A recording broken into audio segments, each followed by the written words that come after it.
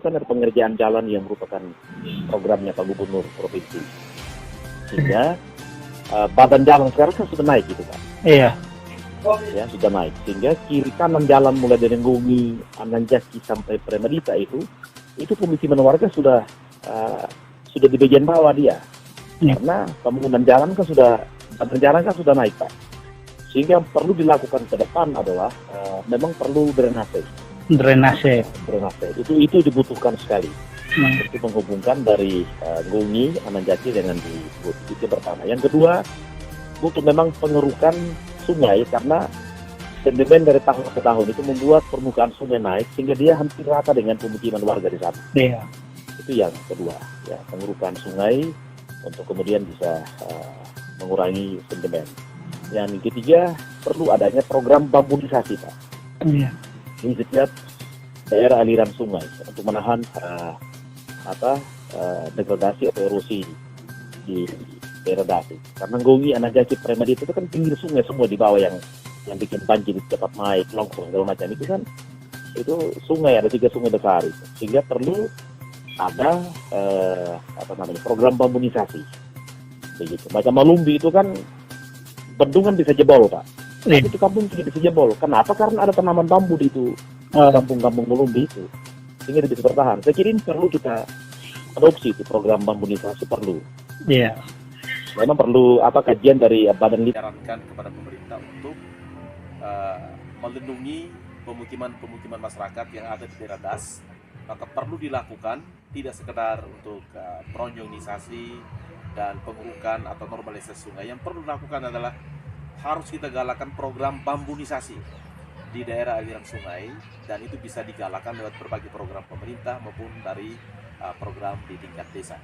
Dan kita bersyukur bahwa salah satu pemerhati ya, di Sumba Timur yang selama ini kita kenal yang pemasok cendana dan seterusnya, saya saat ini berada di lokasi Pak Elton Donang bersama Ibu, dan beliau sudah menangkap program ini seiring dengan program Ibu Gub, Ketua Tim Penggerak PKK, Ibu Victor Laskorat. Beliau sudah mencanangkan untuk bambu ini harus dikembangkan, dan saya bersyukur Ibu Elton ini sudah punya program untuk mengembangkan anakan bambu petung ini. Saya minta supaya ya, ini dia.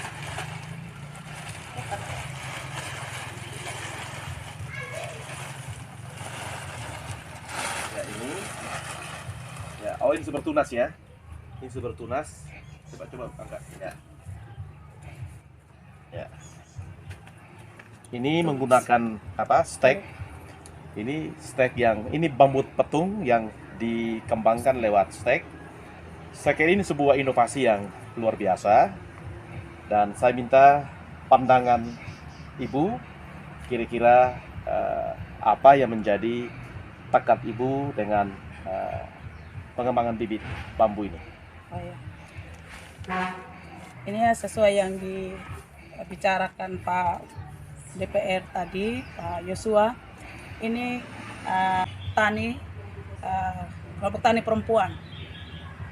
Begitu Pak DPR. Jadi harapan Ibu terhadap pemerintah berkaitan dengan program ini seperti apa? Ya, harapan kami kelompok di sini, saya sebagai ketua kelompok meminta agar pemerintah membantu kami ke depan sehingga bambu petung ini bisa ditanam di seluruh Sumba Timur.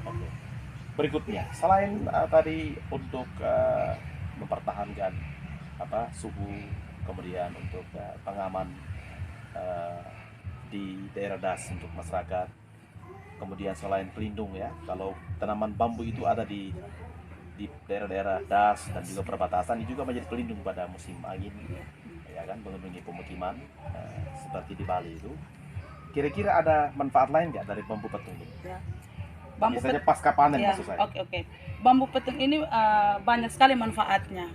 Kita bisa jadikan buat kursi, Ya. buatkan kursi, ada juga untuk lampu-lampu hias, Lampu hias, ya. lampu-lampu Betul. Kayak di kafe begitu ya. iya, seperti itu. Ada juga bisa kita untuk pagar-pagar rumah dengan hiasan-hiasan lain. Banyak sekali manfaatnya. Intinya adalah bahwa bambu petung ini punya manfaat ya. Selain dengan postur fisik yang besar Bisa. dan kokoh sesuai dengan harapan saya yang lalu di media sosial itu setelah pasca banjir di Carrera. Tadi dijelaskan oleh Ibu Elton bahwa ini punya fungsi untuk home industry ya, baik itu untuk hiasan dinding, baik itu untuk kursi, meja, pagar, dan juga bisa menjadi bahan bangunan rumah ya untuk kafe, villa dan seterusnya.